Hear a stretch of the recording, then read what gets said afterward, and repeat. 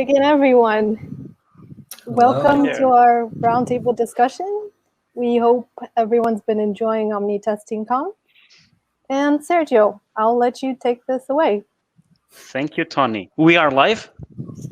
We are live. Oh my God. Here we go.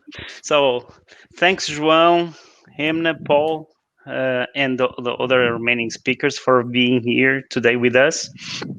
Paul, it's the first time that we are talking. Nice to meet you. Hi, nice to meet you as well. And João, I know you a lot from Portugal and testing events, and Emna, we have been in talk for quite a while. So, having said that, let me start our discussion. And the first question that I have for you is about UI automation, because sometimes, and looking here at my notes, teams, whenever talking about test automation, teams just focus on your UI kinds of level, UI type of tests. So why do you think people just focus on UI and Selenium based tests for addressing test automation? And the question can be for Paul. Okay, so that can happen for a lot of reasons. Sometimes it's all you have. You don't have a good access into the back end, or it's all you know. You came from another job where all you did was UI automation or GUI automation, so it's a natural place to start. That's not always the best idea, as we know, but there is some value, obviously, to UI and GUI automation. It kind of gets some bad press because it can be brittle. It obviously is slow. However, we like to talk about this testing or this automation pyramid, right? But your code has to be built that way, right? Your application code has to be built that way. If you have a bunch of business logic in your GUI, then you're going to have to do some testing there, and not all of it can be done at the unit level. Yeah. The other thing is, when you're trying to get interest, especially business interest, where you're looking for somebody to pay for automation, people do better when there are things that they can see. It's very cool to see stuff flashing around the screen and stuff going all with no hands, right? So from a marketing for money standpoint, there's a certain nicety from that whiz bang aspect. And then there's also the notion that, well, I can test it all from the GUI, right? I can hit the back end, and I can hit this, and I can hit that. And you can, and there are costs, and there are other things you can't hit that are better for other types of automation approaches. Yeah, just to take a bit upon what Paul is saying. I mean, I think that, as he said, this may happen due to a multitude of different reasons. It really depends on the context of each system or each project. But I think that what maybe happens a lot of times is that maybe you have this situation where something has already been built, it's already being run in production, but the quality-wise, nothing has been done up until, hey, we really need to start doing some testing. And then usually what happens is that you have two problems. First, you have folks coming from outside with a quality mindset that are ready to do some test automation, and they have to start by the UI because they don't really know the innards of the system yet. And then at the same time, if you build something without thinking about quality right from the start, you will probably face testability issues. And it's the testability that's preventing you from accessing the different layers of a system that allows you to test things at the right levels. And so in my career, especially when I was a junior quality assurance engineer, I was in that situation. I was like, I had to, in certain situations, I had to resort to the UI because my hands were tied. And before I was able to do any sort of other types of automated testing, I had to find my way to convince the developers in the team to think about testability, and even to teach them what they needed to think about in order for us to have better testing strategies.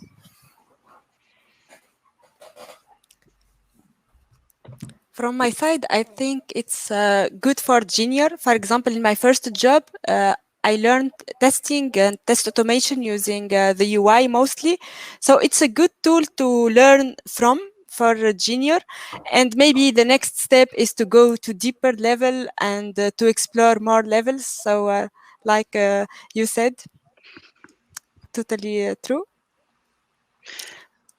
Emna, and I know that skills is one topic that you really like. Yeah. So, do you think testers should have test automation and coding skills? Yes, they have to, but even if they are not that skilled, they can learn via like Test Automation University or other places. And even for people, there are sometimes people with no technical background.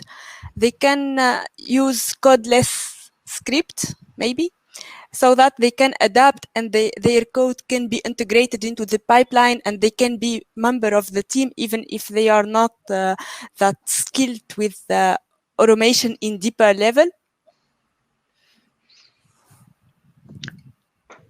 And João, do you think that testers should have coding skills? It's important for them to have these coding skills, no matter if they are going to opt in for no code or low code solutions in terms of testing. Well, when if we're talking about people like testers that are clearly going into an automation role or something like that, or to provide an automation service, sure, testers will need coding skills. I think that that's having going through the no codes route can only get you to some place to an extent. But usually, if you want to have a comprehensive approach to test automation, you need to have at least a bit of coding skills. However, if we're talking about if all testers in this world need to have coding skills, I'm not sure I can say that. I mean, I think that testing in the world of quality is pretty big.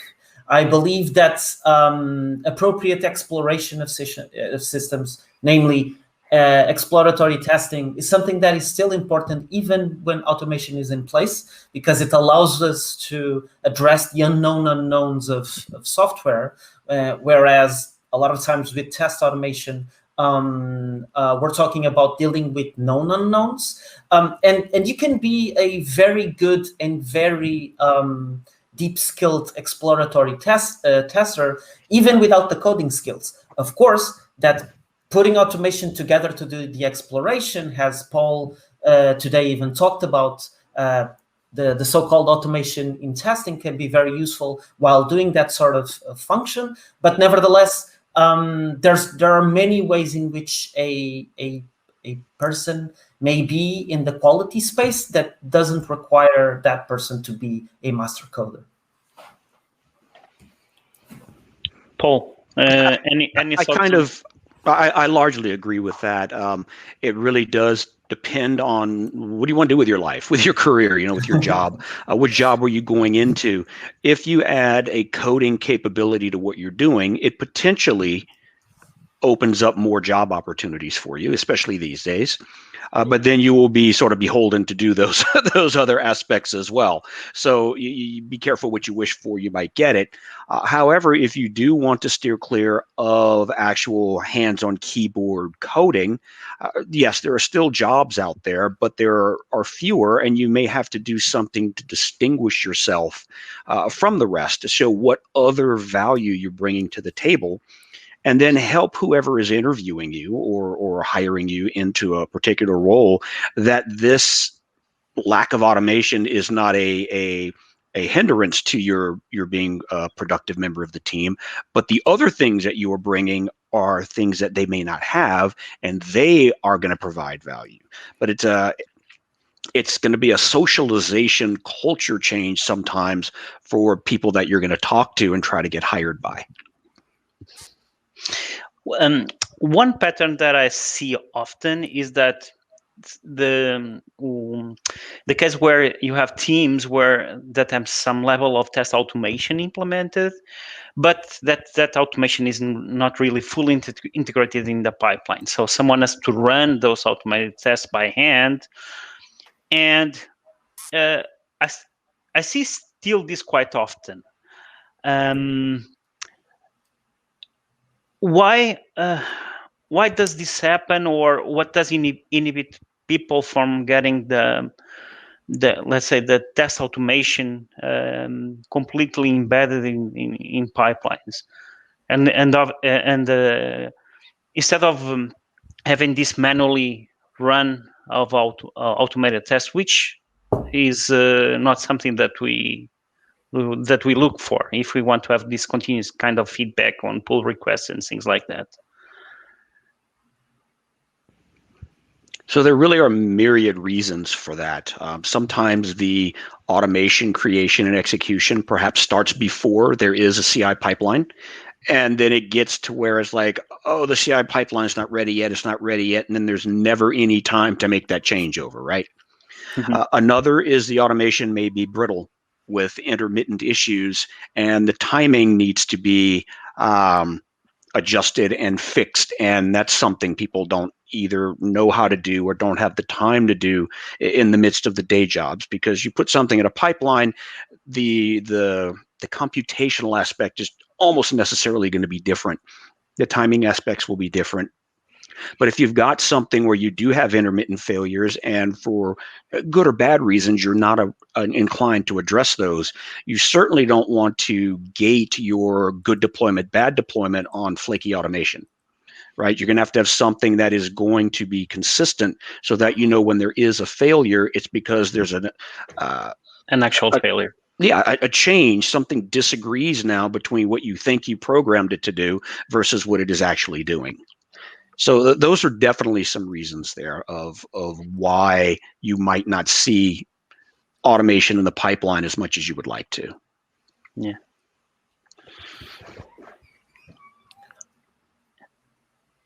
I think my ideas were really close to what Paul just expressed. I was also thinking that sometimes there isn't yet enough maturity in teams or in a specific organization to realize the value of having this automation being triggered as soon as possible. Because the whole idea is about the feedback loop that you get from that automation. Yeah. If there are manual steps in place to make that to trigger that, your average feedback loop will suffer from it. But the thing that I think that a lot of times people who decide these things or have the power to decide in investing in these things is that they need to realize that shortening feedback loops brings them a number of advantages that they weren't considering before. And sometimes it's about, so even going back to my talk, I talk about like the example that was, I think it was a research done by Perfecto, and it was in the continuous continuous testing for DevOps book, where they basically measured how long it takes to fix a bug. The closer you are for when you detect it, the closer you are to the moment it was introduced in the code. And they found that if it takes just like a few hours, you fix it right away. But if it takes like 2 weeks or 1 month to figure out that there's a bug in the code, it will take you much longer to fix that bug. Usually when you show this sort of research and these sorts of facts to people, they start getting really invested, or they start valuing this idea of shortening feedback loops.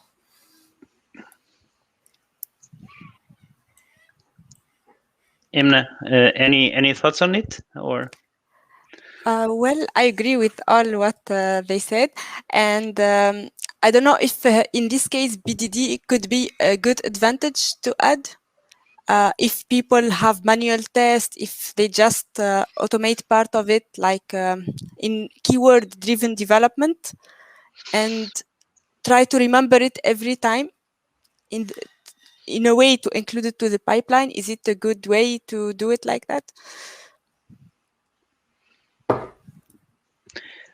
Well, that's a good question. I think that I was reading about a report, one of the recent reports, and I'm not sure if it was the Perfecto one that was released a few days ago.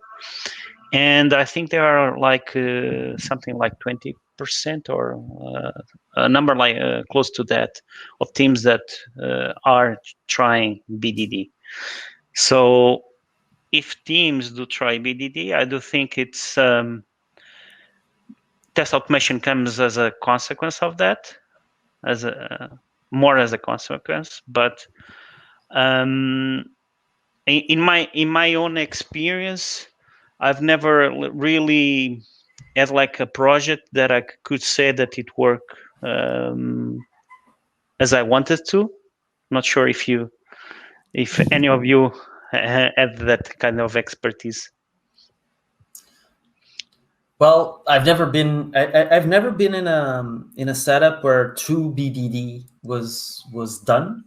I do think that a lot of times BDD is confused with testing, and in my view, BDD is exactly like the name, is a development process that happens to produce artifacts that are really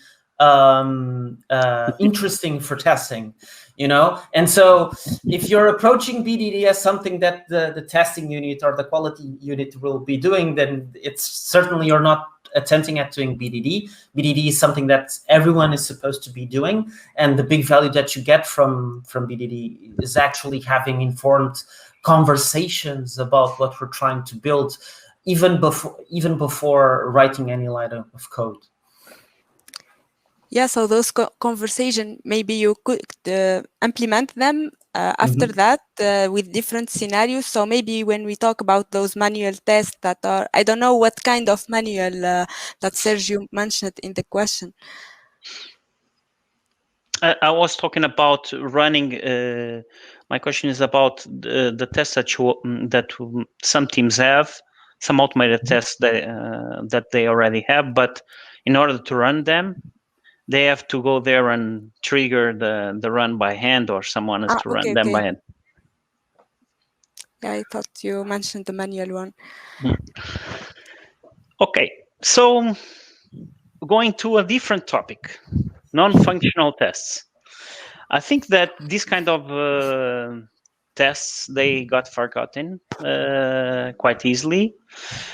And I see things such as, for example, performance or security just being handled on whenever you're on a crisis kind of mode. So people will just see it when it's just too late. Do you think that we need to pay more attention to this type of tests, including also accessibility? Paul, if you want to. Yeah, sure.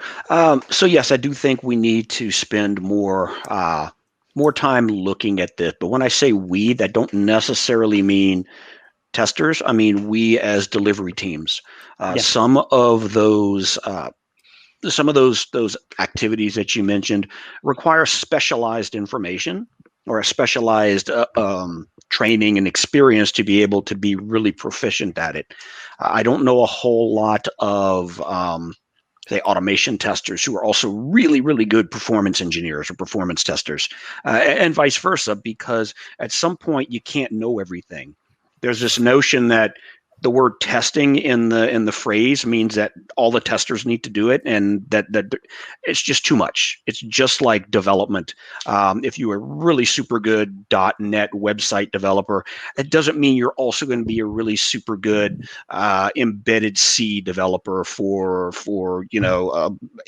avionics or anything like that. Not that you couldn't be. It just means that you're probably not, because you're focusing on something else. So that's one aspect of it, and let's not just dump it all in the same bag. But the other aspect is, a lot of times those activities have been thought about as, yeah, well, we don't have enough of the system now to do performance testing. We don't have enough of the system to do this or do that. In some cases, that's probably accurate. In other cases, there are probably some things that could be done, even if it's just taking benchmarks to compare against your next iteration of your code at a very, very crude level, so you can see, did I degrade in anything interesting? Nothing sophisticated, just really, really coarse measurements. Certainly that type of stuff could be implemented and taken on earlier. But yeah, you are right. A lot of times these activities either come during crisis mode, or they're pushed so far down to the end that when issues are discovered, it's, oh crap, let's throw hardware at it. Oh crap, let's put a patch in. But we have to delete, we have to deliver because it's too late to go back and engineer some of these things in. Yeah, and it can be really costly to re-engineer all, especially when it's things like performance.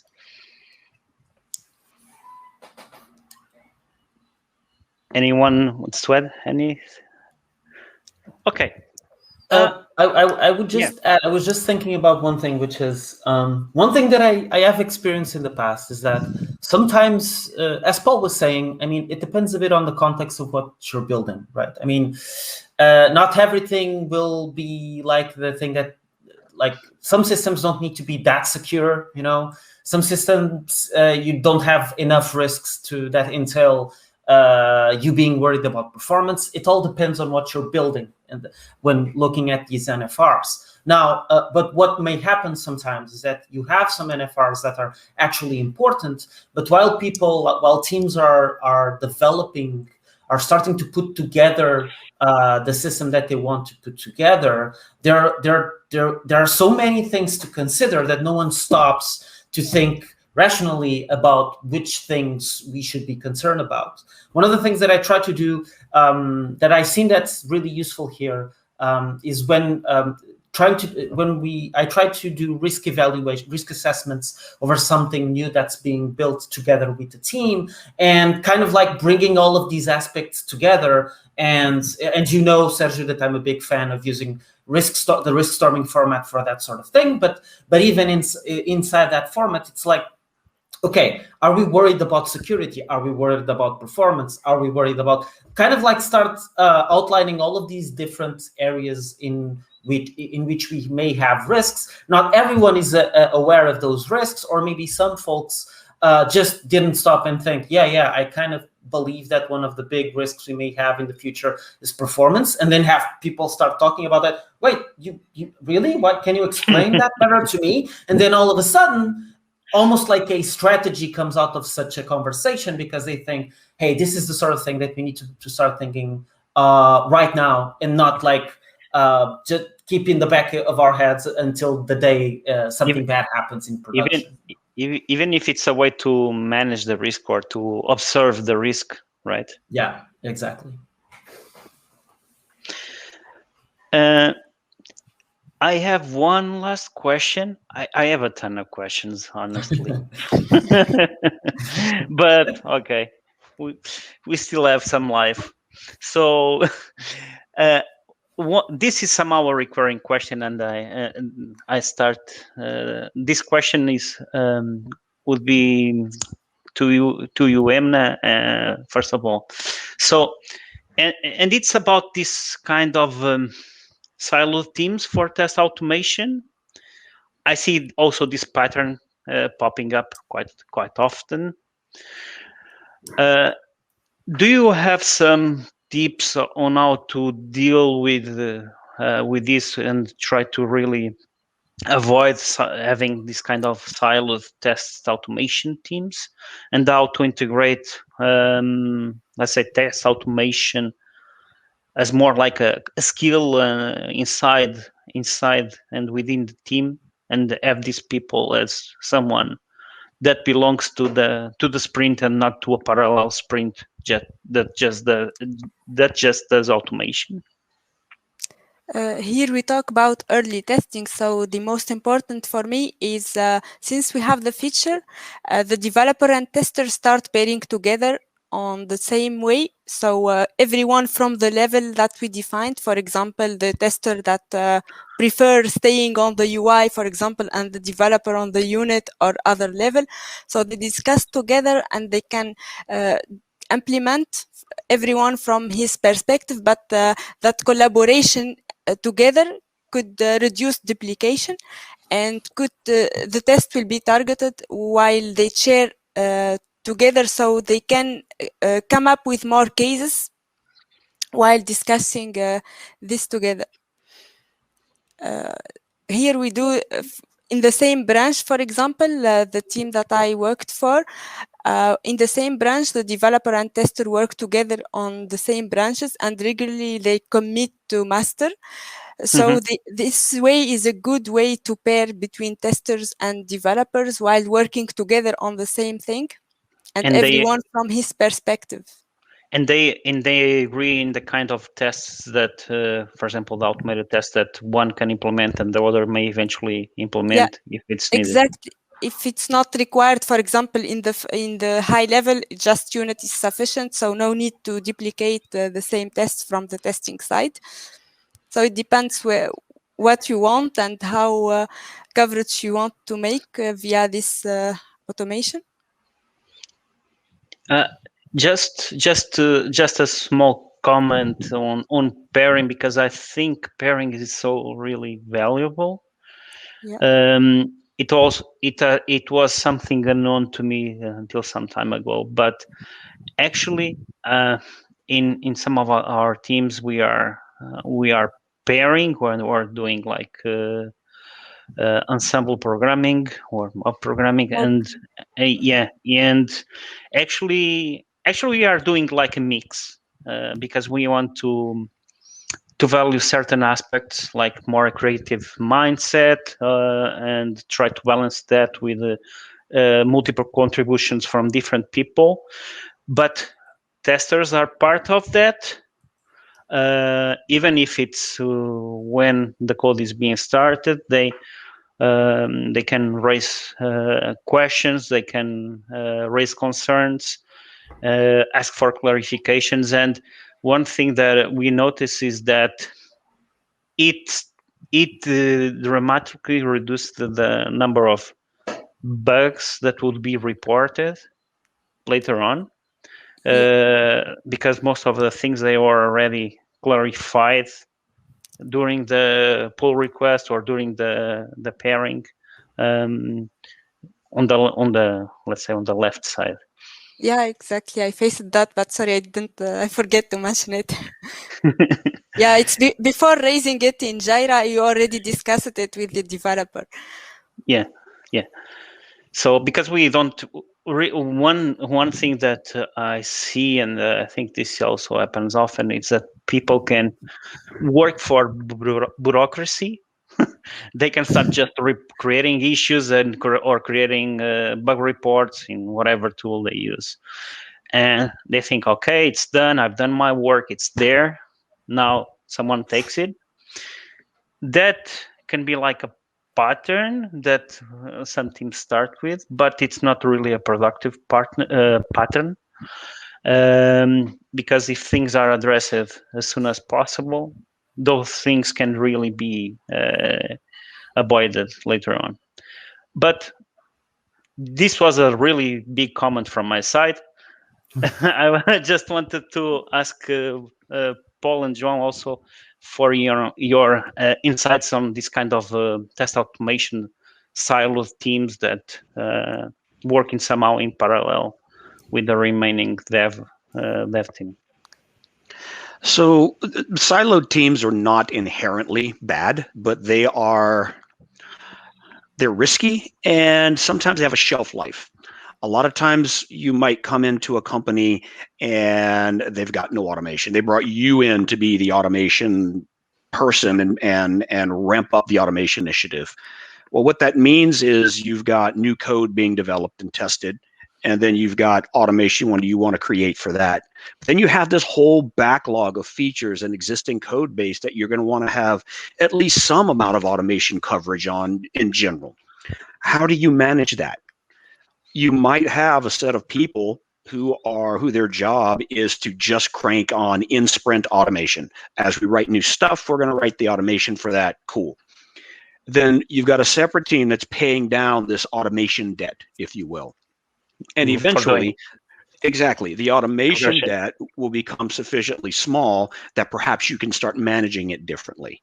But it can't be a complete throw it over the fence. You might have a separate backlog just to keep things easier to look at, but there's no reason you couldn't have that in the same backlog. It gets a little messier when you start talking about high collaboration dogpiling at the end of the sprint to get certain stories done. You may have some skill set mismatches along the way, and you're in danger of starving your existing your automation backlog even farther. But those are business problems to manage at that point, not technology problems. It's curious because I always remember one team that actually have this kind of pattern, the dedicated UI automation team that was actually addressing more regression testing and not really in-sprint testing. And well, when you have to start from scratch, you cannot address the things from the sprint, right? So you need to have like a minimum set of a foundation where you can build on top of. So, but for me, at least, the challenge is a kind of the gaps in terms of communication, because if it's separate, there are always gaps of things that eventually can be things that can eventually be addressed within the current sprint that can affect the things from the regression, things like that. So that's why I was pointing out that this kind of challenges with siloed teams, because I understand that sometimes it's a way to start, but in the long run, I think it adds this kind of communication gap between the team members. I'm not sure if you agree with it. Yeah. No, I absolutely. That's part of the dangerous part, right? Is you have to manage it correctly. You have to lay it out such that it can be healthy and productive, and knowing that it is a means to an end, and it's not what you want your final organization to look like, but what you're trying to do is meet some business needs. And if there are business needs to cover some amount of your legacy code, your existing code with new automation, then you facilitate that happening however it really makes sense for your organization. And some organizations, they may not be capable of sufficiently gel to be able to work in those two sort of semi-siloed worlds. And you can't do it because you know it's going to end up being too risky. Yeah. Others may be able to do that. Maybe there are some highly well-defined pieces of test activity that we could get computers to do for us, and it's a low bandwidth communication that's needed. And in that case, a temporary silo is not necessarily a non-starter, at least in my opinion, for some organizations. And before passing the word to João, because I think this touches one thing that João mentioned earlier, I think that one challenge with this kind of siloed teams is testability, because when people are implementing, for example, the UI test in their test automation team, it's hard to communicate with the other team that is implementing the things for the sprint. So just adding some food for thought, João. And that was exactly the thing I was thinking about, adding to all of the other great things Emna and Paul have already said.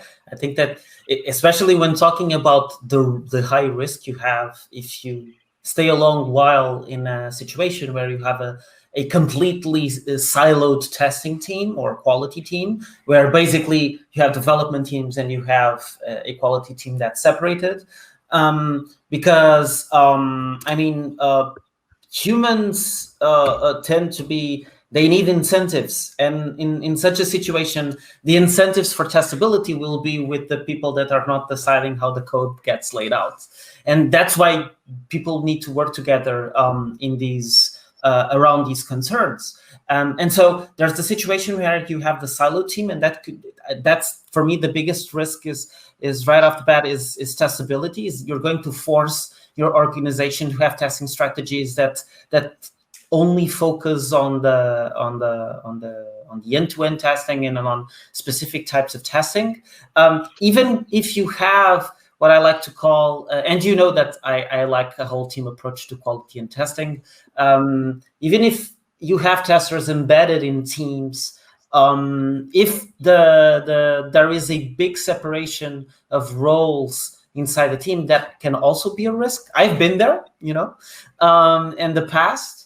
And so these are the big risks that you face when you have siloed. But as Paul said, doesn't mean that if you have a team just working on automation, it's wrong. It depends on the context. I in fact, for instance, at my company, we have rightfully put together a team to deal with a specific amount of automation that we have, even like in the past 3 months, as you can see, just as Paul described, and it made perfect sense in the sense that we need a tactical team. We would like to use the name tactical because it's something that you're just going to use for a specific purpose, but it's not exactly the quality strategy that you want to put in place for the rest of the organization in the long run. Yeah, I was remembering. I'm ending, Tony. Don't worry. I'm remembering one team that I led that was where we tried to implement test automation for hardware, for fiber optics equipment.